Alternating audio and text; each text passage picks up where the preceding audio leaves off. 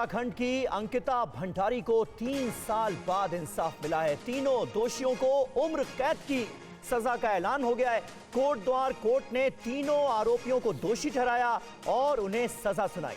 आज ही ये तीनों आरोपी दोषी ठहराए गए थे और अब उम्र कैद की सजा इन्हें सुनाई गई है। पुलकित आर्य, सौरभ भास्कर और अंकित गुप्ता, इन तीनों आरोपियों को दोषी ठहराया गया है और उम्र कैद की सजा कोर्ट ने सुनाई है। 2022 में अंकिता भंडारी की हत्या हुई थी और अब इस मामले में जाकर इंसाफ मिला है अंकिता भंडारी के परिवार को। तो इस केस के बारे में आपको बता दें, अब तक क्या हुआ। आरोपियों को 24 घंटे के अंदर जेल भेजा गया। तब से अब तक तीनों आरोपी सलाखों के पीछे थे। हत्या की जांच के लिए एसआईटी गठित की गई थी। गैंगस्टर अधिनियम के तहत भी केस दर्ज हुआ। अंकिता के परिवार को 25 लाख की मदद दी गई। परिजनों के कहने पर 3 सरकारी वकील बदले गए। अंकिता के भाई, पिता को सरकारी नौकरी मिली।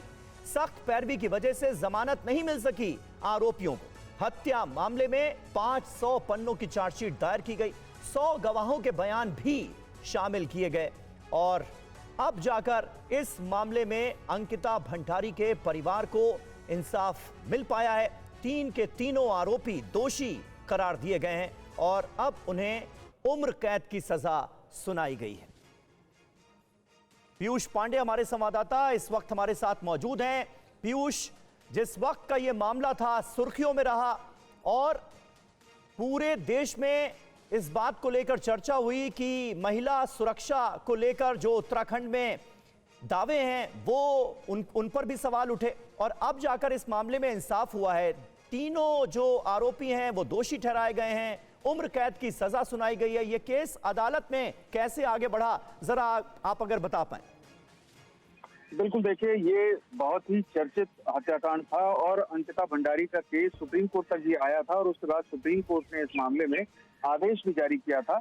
एसआईटी गठन के बाद इस मामले में अभियोजन पक्ष की तरफ से जो तथ्य साक्ष्य पेश किए गए थे कोटद्वार की अपर जिला सत्र न्यायाधीश के समक्ष, उन्होंने उन सब पर गौर करते हुए इस मामले में आरोपियों को दोषी पाया और तीनों आरोपियों को आज दोषी करार दिए जाने के बाद सजा पर बहस हुई और इसके बाद अदालत ने ये पाया कि इस मामले में उम्र कैद की सजा उचित है और उम्र कैद की सजा सुनाई गई है।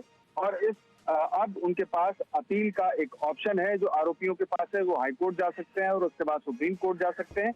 लेकिन आप ये जान लें कि इस मामले में जो रिजॉर्ट था, एक वीआईपी अतिथि का एक्स्ट्रा सर्विस देने से अंकिता ने मना कर दिया था। उसके बाद ये हत्या को अंजाम दिया गया था और इसके बाद ये पूरे देश में एक रोष व्याप्त था इस हत्याकांड को लेकर के।